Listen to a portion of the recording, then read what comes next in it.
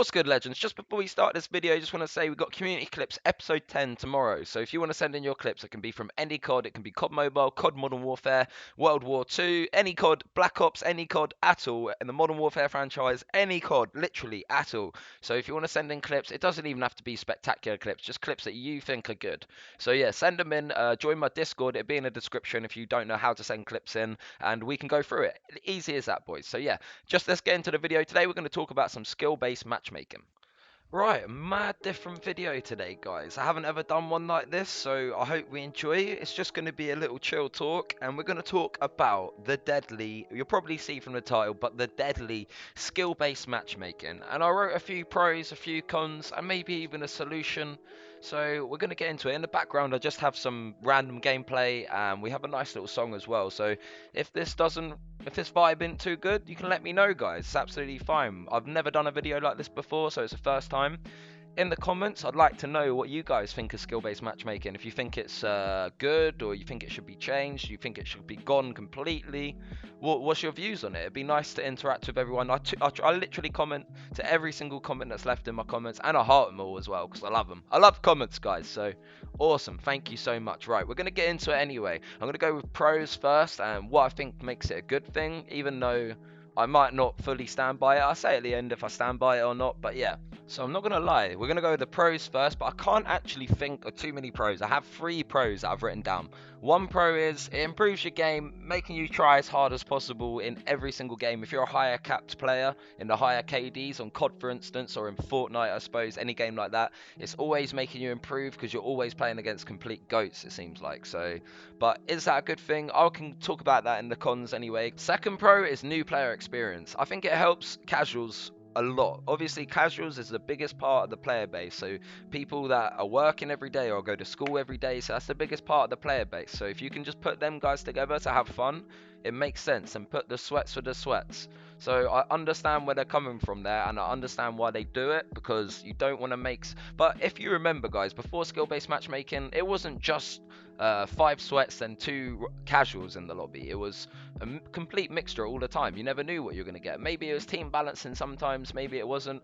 But especially in the old COD 4 days, like, I would just be sitting, I'd be in the lobby, and you wouldn't be able to tell who was good, who wasn't. There'd just be one guy that'd be shredding, he'd be in a head glitch, something cool like that.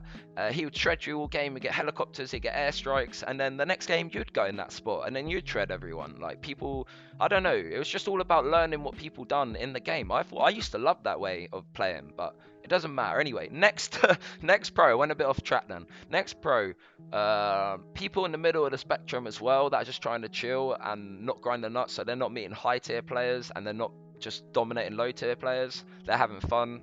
I suppose that helps them, but I don't really see how it helps the mid tier players, because they're going to come up against high tier players as well. So I don't really think it helps mid tier players, honestly. They're my 3 pros though, not the best pros, to be honest. From a COD multiplayer perspective, one of the cons I see is I don't understand how it determines the skill-based matchmaking. I don't know if it's just of KD, off your wins, or if it compiles everything together, or if it's in one playlist, if you're good in that playlist, or if you're good in this playlist, you're in with these people.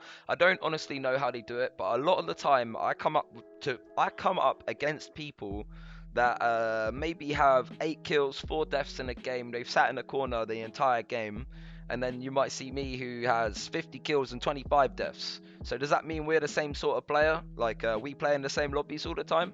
Because it gets rough for someone who's aggro, always trying to fight people and going to find these guys sitting in the corners. And I can't see it being that fun for the guys sitting in the corners. But who knows? I can't judge them and how they play, but I just don't understand how any game actually determines the skill-based matchmaking, personally. I think that's a con note. I don't think it's how it works. I don't think it's based correctly. Like, I think it should be done on a different scale, personally, but I don't know what, because I'm not that smart, to be honest. But that's one con from me.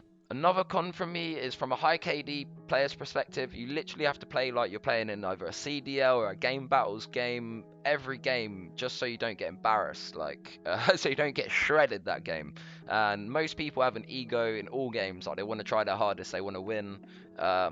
So it just becomes a massive sweat fest of just meta guns and no fun, no uniqueness most of the time. And I think that's lost a little bit these days in COD multiplayer.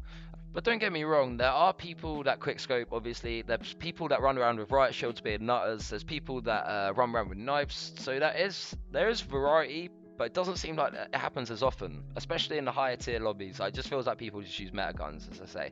But yeah, next com.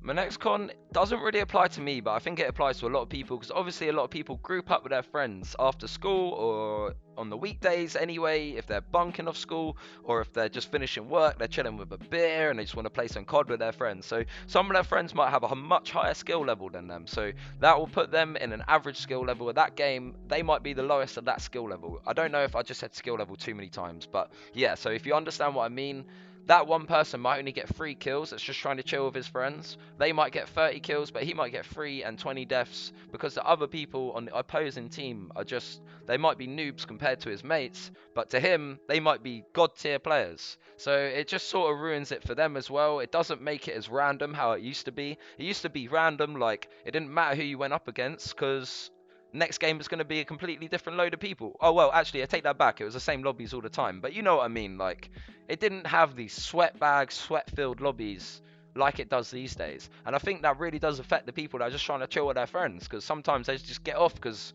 this meta gameplay isn't the funnest for them. I don't actually have too much complaints about it myself. Like 9 times out of 10, it doesn't really affect me. Like I just sweat anyway all the time, so it's absolutely fine. But I do think it affects them guys. I didn't do this video without thinking of a solution. I think they should just do a rank mode for people. So if them people want to sweat their nuts off all the time, they can. That's absolutely fine. No one blames them for that. And then make public matches just as it used to be for all skill levels. Let them guys just have fun, just do what they want. Like, you know, that brings a much bigger variety of game styles, gameplay, all these great things. I don't know.